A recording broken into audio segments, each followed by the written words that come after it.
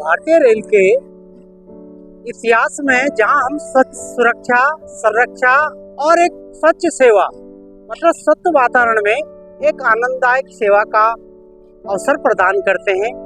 इस सेवा के लिए जो भारतीय रेल के पैसेंजर कोचों में है, शौचालयों की साफ सुथरी व्यवस्था इसको एक बहुत उत्कृष्ट रूप देती है। इस क्रम में वर्तमान में शौचालय में हम इलेक्ट्रोन्यूमेटिक प्रेशराइज फ्लश सिस्टम को, जो कि इन गाड़ियों में जो बायो टैंक के ऊपर आप देख रहे हैं कि इधर तेजस जैसी महत्वपूर्ण गाड़ी पर भी इस व्यवस्था को हमने लगाया हुआ है। तो बायो इलेक्ट्रोन्यूमेटिक फ्लश सिस्टम, इस बायो टैंक के ऊपर आप देखेंगे इलेक्ट्रोन्यूमेटिक प्रेशराइज फ्लश सिस्टम का एक बहुत महत्वपूर्ण रूप। आइए अब हम विस्तार से भारतीय रेल के सवारी गाड़ियों में जो महत्वपूर्ण सवारी गाड़ियां जैसे तेजस है, एलएचबी की सभी अधिकतम रेल और अब तो वंदे भारत में भी इस इलेक्ट्रोन्यूमेटिक प्रेशराइज्ड फ्लशिंग सिस्टम EPPFS इसकी कार्य प्रणाली क्या है, ट्रबल शूटिंग, इसमें कौन कौन सी समस्याएं आती हैं, आ सकती हैं, उसका निवारण कैसे किया जाएगा, और मेंटेनेंस शेड्यूल, मतलब मेंटेनेंस शेड्यूल से यहाँ प्रिवेंटिव मेंटेनेंस की बात है। प्रिवेंटिव मेंटेनेंस वो मेंटेनेंस है कि जिससे आपका ब्रेकडाउन मेंटेनेंस कम से कम। तो सबसे पहले आधुनिकतम शौचालय को पढ़ने से पहले हमें भारतीय रेल में शौचालयों की शुरुआत कब हुई इस विषय में एक जानकारी लेनी चाहिए। जैसा कि आपको पता है 16 अप्रैल 1853 से रेल सेवाओं का, यात्री सेवाओं का विस्तार हुआ, लेकिन शौचालयों की सुविधा 56 साल बाद इन सवारी गाड़ियों में की गई। हुआ क्या था, इसकी भी एक बहुत ही रोचक महत्वपूर्ण कहानी है। 1909 में अखिल चंद सेन नाम के यात्री द्वारा अपनी असुविधा में जब उनको लघु शंका जाना पड़ा और अचानक गार्ड ने विसिल दी, समय पे विसिल दी, अचानक क्या मतलब समय पे विसिल दी, तो वो दौड़ते हुए एक हाथ में लौटा और एक हाथ में धोती दौड़ते अपनी गाड़ी को पकड़ने के लिए गए, गिर पड़े और उन्हें फिर अंत में इस घटना को रेलवे बोर्ड को एक पत्र लिखा जो आज भी रेल म्यूजियम में रखा हुआ है। इसमें देखिए लिखा हुआ है कि dear I am arrived passenger, एक पैसेंजर ट्रेन से मैं आया, मेरे एक हाथ में टूटा था और एक हाथ में धोती थी, मैं दौड़ता जा गिर गया, सभी या भद्र पुरुष और महिलाओं का मैं हंसी का पात्र बना, भविष्य में ऐसी घटना ना हो, रेलवे के लिए ये सोचने का विषय है। रेलवे ने सोचा, इस प्रकार इस घटना से प्रेरित होकर, इस घटना से सबक लेकर रेलवे ने सर्वप्रथम 1909 में एक शौचालय, ग्रेविटी वाले शौचालय, देखिए आप देख रहे हैं ये आधुनिक है, वैसे 1990 2000 तक ये चलते रहे, लेकिन ये एक दिल्ली बम्बई एक्सप्रेस में ये लगे। थोड़ा रूप और शायद प्राचीन होगा, लेकिन ऊपर एक पानी की टंकी, अभिनव शौचालयों का योग इस प्रकार है। ये चल नहीं रहे हैं, देखिए जिस पे क्रॉस है ये वो शौचालय है, जो ऊपर ये थे और नीचे इनके कमोड शूट के माध्यम से सारी गंदगी प्लेटफॉर्म, ट्रैक पे, और कई बार यह जो कर्मचारी गण इसमें कार्यरत होते थे, मतलब जो कर्मचारी ट्रेन अराइवल पे काम करते थे, तो उन पे भी एक गंदगी गिरती थी। इसमें क्या कमी थी, बहुत ज्यादा पानी खपत होता था, सफाई और दुर्गंध बहुत ज्यादा होती थी, और जैसे मैंने बताया गंदगी सीधे नीचे गिर रही है, तो इसमें तो पता नहीं वो किस पे गिर जाए। अतः वातावरण, वायुमंडल दोनों ज्यादा स्वास्थ्य के लिए भी हानिकारक, और स्वच्छता इसके लिए भी बड़ा एक ग्लानि पर पूर्ण वातावरण बन जाता था कि हम गंदगी में हैं। तो इस सोच को दूर करने के लिए फिर 2000 में जब LHB coach 24 LHB coach German से हमारे पास आए, तो उसमें एक आधुनिक, थोड़ा ज्यादा आधुनिक जिसको कह सकते हैं PLC, मतलब प्रोग्राम लॉजिक कंट्रोल या C control discharge toilet system की इसमें सुसज्जित थे ये कोच जो LHB के 24। इसमें क्या होता था, इसमें एक तो बिजली 110 से 12 वोल्ट के लिए प्रेशर पाइपलाइन, और ये तब काम करते थे 30 किलोमीटर। ये देखिए इस टैंक में शुरू में गंदगी इकट्ठी होती थी जब वो गाड़ी खड़ी है, 30 किलोमीटर प्रति घंटे की स्पीड जब पकड़ लेती थी, तो नीचे वाला वाल्व, स्लाइड वाल्व खुल जाता था। एक ऊपर था, ऊपर होता था, एक नीचे होता था, नीचे में टैंक होता था। इससे क्या हुआ कि प्लेटफॉर्म तो साफ रहे, लेकिन जैसे ही स्पीड पकड़ती थी ट्रैक में गंदगी फिर उसी वायुमंडल में गई, उसी वातावरण में गई, वातावरण वहीं का वहीं दूषित रहा। दूसरा, ये वाल्व बहुत महंगे थे, एक एक वाल्व की कीमत कई कई हजारों में थी, 30,000 25,000, और इसमें बहुत ज्यादा खराबी होती थी। कई बार ये अचानक खुल जाते थे और वॉशिंग लाइन पे जो मेंटेनेंस थे सब गंदगी में डूब जाती। ये भी अब प्रयोग में नहीं, इसमें लाल है, अब ये प्रयोग में नहीं है। और इसमें एक टाइम में 2.25 लीटर के करीब पानी कम से कम हमारा प्रयोग होता था। इसके बाद 2011 में भारतीय रेल ने DRDO डिफेंस रिसर्च स्टैंडर्डाइजेशन के साथ मिलकर 18 जून 2011 को अंटार्कटिका से आए हुए एनारोबिक बैक्टीरिया एनाकुलम को एक निसंदेह बायो टॉयलेट ने, जैसा कि मैंने बताया, DRDO के माध्यम से लगे एक भारतीय रेल के वातावरण को, चाहे प्लेटफॉर्म हो, ट्रैक हो या पूरा वायुमंडल हो, सफाई में एक मूलचूल परिवर्तन किया। लेकिन फिर भी पानी की अत्यधिक मात्रा, पेन की जो कमोड पेन है उनकी सफाई को और उच्च स्तर का करने के लिए हाइब्रिड टॉयलेट है, जिसका नाम बायो वैक्यूम टॉयलेट रखा गया। तो बायो वैक्यूम टॉयलेट क्या थे?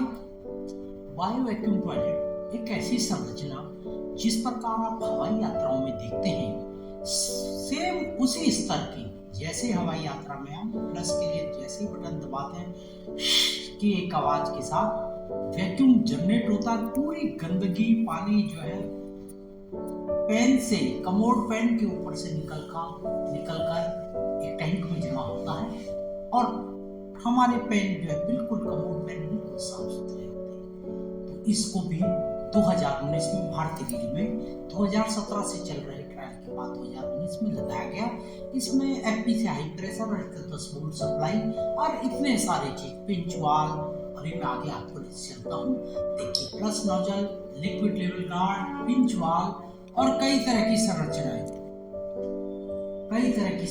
2 पिंच वाल्व, इसके बाद प्रेशर गार्ड, इंटरमीडिएट टैंक, इसमें वैक्यूम एग्जॉस्टर का वैक्यूम और प्रेशर, एयर फिल्टर रेगुलेटर से प्रेशर, वैक्यूम एग्जॉस्टर की अलग व्यवस्था करनी पड़ती। 5 सोलोनॉइड वाल्व, इसकी कंट्रोल पैनल में 5 से 6 सोलोनॉइड वाल्व थे। तो इस प्रकार ये, जैसा कि आप देख रहे हैं, इसकी कुछ समस्या है, जैसे जटिल डिजाइन आपने देखा ना, कितनी सारी चीजें हैं, बहुत कॉस्टली, लगभग 2.25 लाख से 3 लाख के बीच लगता है मेंटेनेंस। जब इतनी चीजें होंगी तो मेंटेनेंस खर्चीला भी होगा, कठिन भी होगा। और इसकी सबसे बड़ी समस्या यात्रा के दौरान, चाहे इलेक्ट्रिकल मैकेनिकल कोई सिग्नल फेल हो जाए 5 मिनट वाल्व का, तो बिल्कुल चौक हो जाते हैं। तो पूरी यात्रा में वो फिर वॉशरूम यूज करने, टॉयलेट यूज करने योग्य नहीं था। यदि लंबी जर्नी है 2 दिन की, तो वो गंदगी आपको, वो टॉयलेट भी काम नहीं आएगा, गंदगी भी कभी काम नहीं आएगी। ठीक है, सीधा पानी, हवा का सीधा फ्लशिंग में प्रयोग होता था। एक वैक्यूम एग्जॉस्टर लगाना पड़ता था, 5 से 6 सोलेनॉइड वाल्व थे। और ओबीएच स्टाफ को भले हमने काफी ट्रेनिंग दी, लेकिन जैसा आप देख रहे हैं, इसके इतने सोलेनॉइड वाल्व, इलेक्ट्रिकल और मैकेनिकल सिस्टम को एक एक्सपर्ट आदमी की जरूरत होती है, जो चलती यात्रा में संभव नहीं हो पा रहा। फिर रेलवे बोर्ड ने देखा, इसमें बाद में बड़ी समस्या आई। 2020-21 की बात कर रहा हूँ। एक वैक्यूम बायो टॉयलेट में एक पिंच वाल्व के खुले रहने से जो नेगेटिव प्रेशर और पॉजिटिव प्रेशर के कारण एक ब्लैक फ्लशिंग हुई। हर एक यात्री के ऊपर 2-3 बार कई जगह ऐसा हुआ कि वो गंदगी छींटे उसके यात्री के ऊपर आए, बड़ी कंप्लेंट हुई। अंत में रेलवे बोर्ड ने, जो कि हमेशा जागरूक रहता है, कि सोचा कि इतने बड़े महंगे टॉयलेट लगाने के बावजूद भी इस समस्या का सलूशन नहीं हो पा रहा। अब इसके बाद एक सरल डिजाइन, कम खर्चीले, रखरखाव में भी सरल, जिसमें कि पार्ट्स भी बहुत कम थे, और सबसे बड़ी बात ये फेल सेफ था। मैं बताऊंगा कैसे। तो इस सिस्टम का नाम था इलेक्ट्रोन्यूमेटिक प्रेशराइज्ड फ्लशिंग सिस्टम, EPFS। इसका प्रोत्साहन किया गया। सबसे हम पहले समझते हैं इलेक्ट्रोन्यूमेटिक क्या है। इसमें कंप्रेस्ड एयर और इलेक्ट्रिकल सिग्नल दोनों टेक्नोलॉजी को एक साथ मिलाकर हम कुछ ऐसे सिग्नल प्राप्त कर लेते हैं, जिससे कि सोलोनॉइड वाल्व के माध्यम से पानी का प्रेशर का जाना और अंत में उसका एक्टिवेशन होकर कमोड पेन की सप्लाई करने का प्रावधान है। तो ये कब चालू हुआ? ये वायु वैक्यूम के बाद 2019-20 में आईसीएम ने कुछ ऐसी कंपनियों से जिन्हें कि इस काम में सिद्धहस्त था, जिनकी रेटिंग बहुत अच्छी थी, जिस प्रकार हम कोई भी चीज खरीदते हैं, चाहे मोबाइल हो, कोई सर्विस लेते हैं, तो इस प्रकार की कुछ कंपनियों को लिया और उनके माध्यम से एक इलेक्ट्रोन्यूमेटिक प्रेशराइज्ड पिस्टन सिलेंडर व्यवस्था, इसमें क्या था कि एक तरफ पानी और दूसरी तरफ 2 से 3 केजी का प्रेशर एक पिस्टन के माध्यम से, जिस तरह पानी डायरेक्ट इसमें नहीं आता था, तो इस प्रकार इसका निर्माण किया गया, जिससे एक तो बैक फ्लैशिंग ना हो, कोई वैक्यूम की जरूरत नहीं। आइए हम उसका एक सिंपल सा चित्र देखते हैं। ये चित्र कैमटेक वायर के मैनुअल के अनुसार है। जो भी आपको पढ़ाई हम पढ़ा रहे हैं वो सब रेलवे बोर्ड कैमटेक के आरटीसी के माध्यम से ही पढ़ा रहे हैं। तो ये देखिए, इसमें एक सबसे पहले ये प्रेशराइज्ड पंप कहाँ होता है? ये है पिस्टन पंप है। ये 2 हिस्सों में, एक तरफ पानी, एक तरफ हवा। ये जो हमारे पुराने बायो टैंक जो लगे हुए हैं, इसके ऊपर ही अधिकतर ये लगता है ये प्रेशराइज्ड वाटर पंप और पिस्टन। कई क्षेत्रों में, कई कोचों में ये हमारे पैलेट के ऊपर भी लगता है पंप। ये मैं दिखाता हूँ आपको। तो ये एक पंप है जो यहाँ लगा हुआ है। इस चित्र में जो चीजें हैं ये सब कंट्रोल पैनल के अंदर की तरफ है। अंदर की तरफ मतलब जो वॉशरूम के पीछे पैनल की तरफ ये ढकी हुई रहती हैं। ये हरा स्विच जो है आपके वॉशरूम के अंदर है, जो इल्यूमिनेट होता रहता है, देखिए ना, ये लिखा है फ्लश के लिए दबाएं। ये आपके वॉशरूम के अंदर है, जहाँ आप वॉशरूम का प्रयोग करते हैं। ये सोलेनॉइड वाल्व है। जैसे ही सोलेनॉइड वाल्व दबाते हैं तो हवा का ये 2 और 4 का ये संबंध इस 2 और 4 से, इस कनेक्शन से हो जाता है। ये कैसे होगा? हाँ भाई, इसमें फ्लेक्सिबल जो पाइप है, प्लास्टिक पीवीसी के पाइप, उसके माध्यम से करेंगे। जैसे ही इसको सिग्नल मिलता है, ये फौरन इस प्रेशर को खोलता है और इधर से जो ग्रेविटी से पानी यहाँ तक आ चुका है, तो इस पानी पे, जो ग्रेविटी के पानी में, यहाँ से 1.5 लीटर पानी इसमें एंटर कर चुका होता है। और एयर का प्रेशर जो 2 से 3 केजी बार है, बड़ी तेजी से इस पिस्टन के पीछे वाले हिस्से में प्रेशर देता है। ये दबता हुआ चला जाता है। जैसे ही ये दबेगा तो ये जो ग्रेविटी से पाइपलाइन यहाँ तक आया है, इसमें एक एनआरबी है, पानी जा तो रहा है, वापस नहीं आएगा।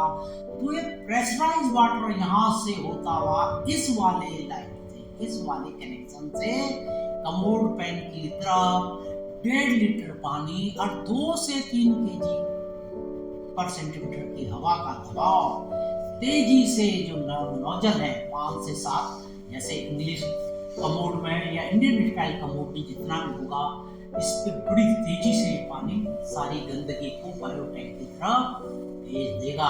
यहाँ पे गंदगी को बायो टैंक की तरफ भेज देगा। इस टैंक में सारी गंदगी पानी जमा होता है। फिर बायो डाइजेस्टर टैंक को जो करना है, वही एनारोबिक एनाकोलम के माध्यम से इसको फिर गैसर पानी में परिवर्तित कर देता है। ये वो टैंक है जो आपका 30 लीटर या 390 लीटर का ओवरहेड टैंक में वास होता है। ये पानी की है, लाइन है जो बाद में प्रेशराइज होती है, यहाँ से 1.5 लीटर आता है। दूसरा मैं बता दूं, यहीं पे एक व्यवस्था है, मैं भी चित्र में दिखाऊंगा, कि यदि किसी कारणवश ये पानी फेल हो जाए, प्रेशर फेल हो जाए, इलेक्ट्रिकल फेल हो जाए, तो फिर मैन्युअली ये पानी आराम से जाता रहता है। फिर ये जो पिस्टन वहां रहेगा और ये पानी मैन्युअली इसमें जाता रहेगा, प्रेशर नहीं होगा। लेकिन आपका जो बायो वैक्यूम में समस्या थी, ये बंद नहीं होगा, ग्रेविटी के थ्रू पानी जाता रहेगा। अब इसको करना कैसे है? पुश फॉर स्टूडेंट, मैंने बताया हरे रंग का बटन एक ही स्विच आए पे, कि जिसमें 7 साल का बच्चा, मतलब एक जो भी व्यक्ति हर वायु को, अब ये तो नहीं 1 साल का बच्चा थोड़ा दबाए, मतलब 5-7 साल का बच्चा आराम से अपनी हाइट पे इसको दबा ले। इसका क्या है, यूरोपियन नॉर्म्स 50, 115 और IEC 61,373, ये क्या है जो बार बार हम बोल रहे हैं? तो इसका मतलब है कि रनिंग अवस्था में 150 की स्पीड से भी शॉक और वाइब्रेशन का इसमें असर ना हो। EN 50 115 क्या है? EN 150 एक यूरोपियन स्टैंडर्ड है कि जो भी रोलिंग स्टॉक पर जो भी गाड़ियां, रेलगाड़ियां, जो भी स्टॉक चले उस पर जो बिजली की आपूर्ति हो वो एक तो यात्रियों को नुकसान ना करे, दूसरा वो इस प्रकार की हो कि तेज झटकों से भी उसमें कोई परेशानी ना हो। गीले हाथ से अक्सर बाथरूम में गीले हाथ होंगे तो उसमें किसी को बिजली का शॉक, ठीक है। ये मैंने बता दिया था। हवा का दबाव, पानी का इंतजार 7 से 8 सेकंड में, पूरी साइकिल 7 से 8 सेकंड में पूरी हो जाती है। अब इसके लाभ क्या है? क्यों हमने बायो वैक्यूम की जगह से लगाया? सबसे बड़ा है सरल, मजबूत और कम पार्ट्स, कम स्थान पे लगता है, बायोटेक के ऊपर लग जाता है, ज्यादा इसमें कुछ नहीं। उसमें तो पूरे अंडर फ्रेम में ट्रॉली के ऊपर कहीं पिंच वाल, कहीं कुछ था, इसमें केवल बायोटेक के ऊपर है, कम खर्चीला है। जीवन 10 लाख साइकिल, इसके जीवन की 10 लाख साइकिल बार आप उसको यूज कर सकते हैं। लागत बहुत कम, उसकी लागत लगभग 2.5 लाख रुपया है। इसकी केवल मात्र 30 से 35,000 रुपए के बीच है। अब सबसे बड़ी बात फेल सेफ जो मैंने बताया, बायो वैक्यूम में ये सिस्टम नहीं था। प्रेशराइज में यह है कि यदि प्रेशर नहीं है, इलेक्ट्रिकली कुछ फेल हो गया, सोलोनॉइड वाल्व काम नहीं कर रहा, तो ये ग्रेविटी के माध्यम से, जिस तरह ऐसे पुराने कोचों में पानी आता था इस तरह आता रहेगा, ठीक है, उसका प्रेशर कम होगा। लेकिन यह है कि ओवरहेड टैंक में जो 30 लीटर का, 390 का या 450 का है, उसमें पानी होना चाहिए। इसी प्रकार के वैक्यूम की इसमें जरूरत नहीं होती, इसलिए बैकफ्लो की संभावना नहीं है। अब आइए देखें कि कौन कौन सी कंपनियां, तो ये श्री प्रयागराज, स्पेक, MI नॉर्जन, जेनटेक, ग्लोआ, ओएसिस, एयरफ्लो, कैमटॉन, कास्टिंग और भी कई कंपनियां हैं जो बड़ी रेपुटेटेड है। ये इस फील्ड में आ चुकी है, रेलवे अपनी सेवाएं दे रही है। तो मेंटेनेंस लगभग जिस तरह ICF कोच के मुकाबले LHB कोच मेंटेनेंस फ्री माने गए हैं, तो इस सिस्टम बायोटेक के मुकाबले एक व्यवस्था इसके बाद उन्हें देख लें। ये हरा बटन है, ये रेल प्रेशर रेगुलेटर है, ये सोलोनॉइड वाल्व है, ठीक है। और ये पानी के टैंक से ग्रेविटी से प्रेशर, आधे हिस्से में पानी, आधे हिस्से में एयर प्रेशर, यहाँ से ये दबाव कम होगा, ठीक है। ये रेगुलेटर, इन चीजों के मुख्य घटक, पानी का दबाव पंप जो मैंने देखा कहाँ था, जो बायोटेक के ऊपर देखा था। प्रसिद्ध पुश बटन, एलिमिनेटेड हरा button, preset air filter, control panel, power converter और टाइमर। ये चीजें हमने इस चित्र में समझे। रेगुलेटर, बटन, वाटर टैंक, इससे सोलोनॉइड वाल्व, अब इसके विषय में पढ़िए। इसका एक हमने सारांश फिर बनाया है। टाइम कितना है साइकिल का? 7 से 8 सेकंड। प्रेशर कितना चाहिए? 2 से 3, 1.5 लीटर वाटर का कंप्रेशन, 3 लीटर एयर का। और पावर कितनी चाहिए? 10 वाट, 110 वोल्ट और 10 वाट से भी नीचे, ठीक है। और किस वातावरण में काम करेंगे ये भी देखना है। सी लेवल टू 2500, तो 2500 मीटर की ऊंचाई। रेलवे उसमें हमारा अभी 2500 मीटर तक कोई स्टेशन नहीं है, तो समुद्र लेवल से 2500 मीटर तक ही काम करेगा। 55 डिग्री सेंटीग्रेड हो जाए, जो कभी नहीं होता भारत में, वो हो जाए। कुछ कंपनियां माइनस में भी इसको दे रही है, तो 1 डिग्री कुछ कंपनियां माइनस में भी इसको दे रही है। ह्यूमिडिटी 95%, कुछ OEM 100%, फेयरली हैवी। रेन कितनी हो जाए, चाहे कितनी डस्ट हो, ड्राई हो, डस्ट हो, कितना हो, तेज बारिश, हवा, आंधी तूफान में काम करेगा। कोस्टल एरिया कश्मीर से कन्याकुमारी, मद्रास से नई दिल्ली और नई दिल्ली से पेरम्बलूर, जहाँ तक भी ट्रेनें हैं, ये सब एक समान काम करेगा। कोचिंग बिल्डिंग में थोड़ा सा ध्यान रखना है, जो चीज बायो डिजास्टर टैंक की, उसमें जैसे एसिड वगैरह को यहाँ भी कहीं प्रयोग नहीं करना। जो बायो डिजास्टर टैंक की सफाई के लिए आपको कहा गया, उसी चीजों को आपने लेना है। अब पानी कहाँ से मिलेगा? मैंने बताया ना, 2030 मिलीमीटर है, 2.03 मीटर की ऊंचाई पर, जो 30 लीटर एसी में और नॉन एसी में 390 से 450 लीटर। इसमें भी पता लगा कुछ जगह 40 लीटर के भी टैंक है। वो पानी ग्रेविटी से आएगा, और पानी ग्रेविटी से आएगा उन टैंकों से, जब तक पानी होगा, ठीक है। यहाँ तक पानी की व्यवस्था आपको हो गई। वायु कहाँ से आएगी?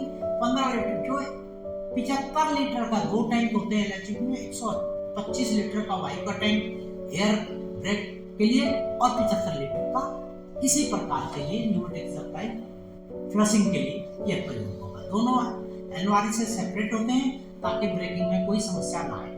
बिजली की आपूर्ति जो पैनल में लगे हुए हैं, 110 वोल्ट DC हमारे पास उपलब्ध है दोनों ही कोचों, तरह के दोनों कोचों में, और 110 प्लस माइनस 30 का मतलब 80 से 140 के बीच में बड़े आराम से काम करता है। ठीक है, सभी इलेक्ट्रिकल इलेक्ट्रॉनिक उपकरण जंक्शन IP65 क्या है कि विद्युत क्षेत्र में जैसे आपके घरों के जो स्मार्ट मीटर होते हैं वो खुले में लग जाते हैं, तो चाहे पानी वो इस तरह के सील्ड होते हैं। कुछ अच्छे मोबाइल क्योंकि वो जल्दी से पानी में भी जल्दी से खराब नहीं होते, तो बिजली का मीटर तेज पानी में भी जो घर के बाहर आराम से लगा हुआ अपना काम करता है। ठीक है ना, तो इस सिस्टम से सारे देखिए कितनी अच्छी टेक्नोलॉजी का हमने प्रयोग किया है। अब ये जो इलेक्ट्रोन्यूमेटिक प्रेशराइज EPPSS जो है 8 सेकंड के भीतर उपयोग के लिए तैयार हो जाएगा। पानी का मैं बार बार आपको बता रहा हूँ। और इस वाटर पंप की क्या विशेषता है कि 5 kg के प्रेशर भी इसमें कभी कोई रिसाव नहीं होता है। टेस्टिंग है, 1.5 लीटर पानी लेगा, 2 से 3 kg पर सेंटीमीटर की हवा, लेकिन 5 kg बार तक ये टेस्ट है। और प्रति हवा की खपत 3 kg पर सेंटीमीटर अधिकतम होगी। 24 घंटे में आप 150 वाट यूज कर सकते हैं। और कभी भी इसमें जो है प्रति कोच कुल पीक पावर 10-10 से तक 40 मतलब 50 से वाट तो होगी ही नहीं। और रेलवे ग्रेड के कंपोनेंट्स का इलेक्ट्रॉनिक्स सभी अच्छे जो अच्छे ग्रेड है उसको यूज किया जाए। सिस्टम को इस तरह डिजाइन किया कि इसे दिन प्रतिदिन रखरखाव की आवश्यकता नहीं होगी या कम होगी। जैसे मैंने उदाहरण दिया बिजली के मीटर, अच्छे मोबाइल, ये इससे बहुत जल्दी यूज नहीं होते। एक में जनरल बिल ऑफ मटेरियल एक बायो टैंक के लिए लगता है, ये मैंने आपको इसलिए डाल दिया कभी आपको जरूरत हो, कोई किसी को देना हो तो प्रेशराइज्ड कंट्रोल पैनल कितने हैं, प्रीसेट कितने हैं, है ना, बोल्ट कौन से कितने लगते हैं, ये सारा मैंने आपको बिल ऑफ मटेरियल इसका एक लेबोरेटरी का डाल दिया। अब ये पानी का दबाव पंप ये मैंने दिखाया था ना, ये SS जो स्टेनलेस स्टील वाला है वाटर के लिए, एल्युमिनियम वाला एयर के लिए, ये वो कनेक्शन है जहां से प्रेशर आता है। ये देखिए, ठीक है, यहाँ पे NRB लगा हुआ। मुझे उम्मीद है कि आप इसको बहुत आसानी से देख पाएंगे। ये ही आपके अधिकतर बायोडाइजेस्टर टैंक के बायोटैंक के ऊपर लगा होता है। ये वो स्विच है जिसके विषय में बता रहा था कि 24 वोल्ट पर काम करता है और ये हमेशा इल्यूमिनेट मतलब प्रज्वलित रहता है। जैसे ही आप इसको दबाएंगे तो ये अपना फ्लशिंग 8 सेकंड तक काम कर देता है। इसी बीच आपने दोबारा दबाया, जब तक इसकी हरी बत्ती नहीं होती तो ये आपके फिर सिग्नल को आपकी कमांड को लेता है नहीं। ये बड़ा इंटेलिजेंट है। पूरा निर्धारित एयर फिल्टर है जो मैंने आपको दिखाया था। 2 तरह के फिल्टर हैं जिसमें एयर का प्रेशर 2 से 3 kg बार हो जाता है। इसी को कंपनी का ये स्पेक्ट्रा है, प्रयागराज वालों का स्पेक्ट्रा अलग अलग है लेकिन दोनों का काम यही है। जैसे डीवी किसने भी मेक का हो, अलग अलग मेक के डीवी सेम काम करते हैं। इसी प्रकार कंट्रोल पैनल ये 110 वोल्ट AC को 24 वोल्ट DC AC या DC को 24 वोल्ट DC में कन्वर्ट करता है, इसलिए कन्वर्टर है। 1 सेकंड टाइप का कन्वर्टर इस सबका है, स्पेक का है, दूसरी कंपनी का। पावर कन्वर्टर क्या होता है, जो 110 वोल्ट AC या DC को 24 वोल्ट DC में कन्वर्ट कर देते हैं ताकि प्लस और इसका प्लस माइनस 30% मतलब 110 वोल्ट का 80 और 140 के बीच ये काम उतार चढ़ाव को बड़े आराम से सेट। ये सब पैनल में आपको दिखाई देंगे। टाइमर क्या है, तो ये 24 वोल्ट DC पर ऑपरेट किया जाता है और यही वो 7 से 8 सेकंड के फ्लशिंग चक्र को नियंत्रण करता है। यह भी मैंने बताया था IC 61373 के अनुसार शॉक और वाइब्रेशन प्रूफ होना चाहिए। 150 किलोमीटर प्रति घंटे में भी किसी तरह का इसमें कोई वाइब्रेशन और के कारण खराबी ना है, न ये कहीं शॉक को मतलब बिजली के झटके भी होते हैं। रिले विद बेस ये सब वो रिले हैं कि जो इस 24 वोल्ट DC के कारण सोलेनॉइड वाल्व को खोलती है। अब इसकी पार्ट से मैंने फिर डाल दिए कितने हॉर्स पाइप, इसमें कितने निपल हॉर्स पाइप, ये सब चीजें कंप्लीट मैंने आपके लिए डाल दी है। जब भी आपको जरूरत हो इसका आप साइज, नाम, निपल सब और कितने एक सिस्टम में लगते हैं ये सब आप इसको देख सकते हैं। अब पानी का दबाव पंप कोच के नीचे कहाँ लगाया मैंने आपको दिखा दिया है। ये वो लाइन है, ये मैं और आपको गहराई में दिखा रहा हूँ। ये ओवरहेड टैंक से आने वाली लाइन है, मेन वाटर टैंक से, जहाँ ग्रेविटी से पानी नीचे आएगा, पंप की तरफ जाएगा। ये इलेक्ट्रिक डायग्राम का चित्र है। ये रिले, NONC, जितने NONC टाइमर, इन सब के कनेक्शन आप इसमें बड़े आराम से देख सकते हैं जब आपको मेंटेनेंस में जाना हो, यदि आपको कोई ट्रबल शूटिंग दूर करने का। फिर एक systematic diagram for electropneumatic water pressure. मैं बार-बार इसको आपको समझाने का प्रयास इसलिए कर रहा हूँ ये पावर कि तब आपको मेंटेनेंस कार्य करने में कोई समस्या ना हो। ये सब उससे कनेक्शन है। ये वो वाटर प्रेशराइज पंप है, इसके आधे हिस्से में पानी, आधे हिस्से में एयर, और ये किस तरह ये अपना वो वाटर टैंक से आए पानी को किस प्रकार इधर से पानी जा रहा है, फिर प्रेशर से एनआरबी के थ्रू यहाँ रुकेगा, यहाँ थ्रू कमोड टैंक की तरफ जाएगा। नोजल की बौछार, जिस तरह आपने देखा था वेल्डर में पावर कार के ऊपर पानी की नोजल की बौछार होती थी आपने। अब इसी चीज को मैंने एक लाइन डायग्राम के माध्यम से समझा। क्या हुआ है कि हरे रंग के प्रकाशित उस बटन को दबा दें, कोच अंडर फ्रेम में लगा हुआ 1.5 लीटर पानी और वो हवा। अब आपको बिल्कुल याद करने में आसानी होगी। पानी बहुत तेजी 3 केजी के दबाव से 1.5 लीटर पानी जब पैन के अंदर फेंकना चालू होगा तो सारी गंदगी को वो एक तरह से साफ कर देगा। आपका जो कमोड पैन का बॉल है वो फिर चमचमाता आपको नजर आना चाहिए, ठीक है ना।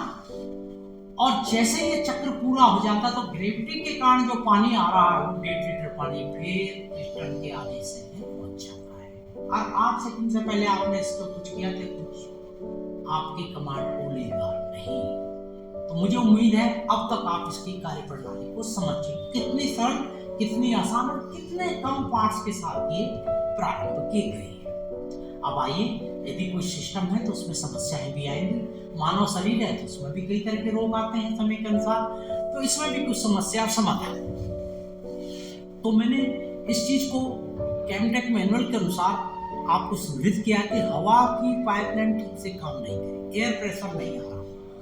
तो देखें, अपने एयर कनेक्शन की जांच करें, रेगुलेटर को देखें, लाइन की जांच करें, कोई लाइन पेरिश तो नहीं होगी, कोई लाइन सिंक तो नहीं होगी, कोई टूट तो नहीं गया, और प्रेशर का आउटपुट यदि हवा नहीं आ रही तो अब पानी नहीं आ रहा तो सबसे पहले ये भी देखना कि पानी है नहीं है। फिर पानी की लाइन में रुकावट क्या है, कुछ चीजें जैसे लिखी हुई है, पानी के कनेक्शन की जांच करनी, कहीं देखे तो नहीं हमने कोई कॉकी बंद कर दिया हो। तो इस तरह से चीजें आप एक एक करके चलेंगे, जैसे पानी का ना होना। अब शौचालय के पहले कटोरों में पानी नहीं आता तो इसकी कनेक्शन की जांच करें, सोलोनॉइड वाल्व को देखें कि एयर प्रेशर का कनेक्शन आ भी रहा है नहीं आ रहा है। ये तो बहुत कम प्रेशर आएगा जो ग्रेविटी के कारण आएगा। यदि एयर प्रेशर में पानी नहीं आ रहा तो या तो कहीं वायु का दबाव कम है। तो इन सब चीजों को आपको देखना है कि पावर सप्लाई सही है नहीं सोलोनॉइड वाल्व की, सोलोनॉइड वाल्व का ठीक है तो पानी ऊपर है नहीं है, या उसके नोजल तो जाम नहीं हुए। तो इस तरह की 3 चीजें मैंने आपको बांटी, या तो हवा ना हो, पानी ना हो, या फिर उसमें नोजल में इसके पैन में कटोरे में पानी आ ही नहीं रहा है, बहुत कम आ रहा है। अब इसके बाद रेलवे में चाहे हमारे LHB कोच का D1, D2, D3 शेड्यूल हो, SS1, SS2, इसी प्रकार इसकी भी मेंटेनेंस के कुछ शेड्यूल केमटेक ने इनके OEM के माध्यम से OEM से पूछा है। तो इसके माध्यम से इन्होंने शेड्यूल इसके बनाए। निवारक प्रिवेंटिव मेंटेनेंस मतलब बड़ी किसी खराबी से पहले ही रोजमर्रा के प्रिवेंटिव, प्रतिदिन क्या करना है, बाई स्टेशन कैसे साफ करना है, स्टेशन फिल्टर कैसे देखना है, प्रति माह क्या करना है, ये सब आप देखेंगे, है ना। सभी पानी के फ्रेम के नीचे को जाके पश्चिम और इंडियन मॉड्यूल के उसमें कहीं रिसाव प्रति 6 महीने में क्या करना है लिखा है ना, पानी पंप की रबड़ सील को बदलना है। मैं इसमें रबड़ सील को ही थोड़ा सा कई बार समस्या आ रही है, ठीक है। प्रति वर्ष क्या करना है ये भी सब लिखा हुआ है, ठीक है ना। नोजल साफ करने, डिस्चार्ज वाल्व को देखना है, अंतरिम टैग पर सुरक्षा वाल्व निकाले, और प्रति 3 वर्ष में क्या करना है, ये बड़ा इंपॉर्टेंट है। जब आप SS2 करेंगे तो प्रति 3 साल में कोच के जैसे SS2 करते हैं आप, तो इसे एयर होस्ट 3 साल में एयर की जो, जैसे हम देखते हैं अधिकतर एयर की चीजों की वारंटी खत्म हो जाती है, तो इसने भी कहा कि सभी हॉसेस और रबर जॉइंट को बदलना है, डिस्चार्ज वाल्व को अलग करना है, और उसकी जितनी रबड़ की सील है या तो वो बदले हैं, फिर भी लीक है तो पूरा बदलते हैं, है ना। पानी की फिटिंग को अलग करें, जो भी मुख्यतः चीजें हैं रबड़ के आइटम को, सील को आपने चेंज करना, बाकी को 4% साइट्रिक एसिड से इसको धोना है। वायु वाल्व अन्य भागों की जांच करें, यदि आवश्यक हो तो नहीं बदलें। और इसका मतलब आपको कंप्लीट इसकी ओवरहॉलिंग करनी है, रबड़ पार्ट को बदलना, कंप्लीट ओवरहॉलिंग करनी है। जिस तरह आप VLC ROH में 9 पार्ट्स कम से कम बदलते हैं, आप SS2 में ट्रॉलियां बदलते हैं, SS1 में ट्रॉली बदलते हैं, SS3 में आप CBC कपलर को बदलते हैं। तो इस प्रकार मैंने आपको इस इलेक्ट्रोन्यूमेटिक प्रेशराइज्ड फ्लशिंग सिस्टम का, जो कि भारतीय रेल में बायो वैक्यूम के काफी महंगे होने, उसकी समस्या आने और उसको लगाने के विभिन्न दोषों को कम से कम करने के लिए बायोडिजेस्टर टैंक में अब हमने ये इलेक्ट्रोन्यूमेटिक प्रेशराइज्ड सिस्टम लगाया है। एक बात मैं और क्लियर कर दूं कि बायो वैक्यूम जिन मुख्यतः सभी जो है बायो टैंक के ऊपर ही लगे हुए, ठीक है ना, उसमें वो लगे हैं, किसी चीज में ये लगे। तो मुझे उम्मीद ही नहीं, वरना तो विश्वास है कि आप इस विषय को समझ चुके होंगे और अपने दिन प्रतिदिन के मेंटेनेंस में, स्काउटिंग में इसका ज्यादा से ज्यादा प्रयोग करके रेलवे यात्री सेवाओं में अपना बहुमूल्य महत्वपूर्ण योगदान देंगे, ताकि सभी की यात्रा मंगलमय सुखद हो। धन्यवाद।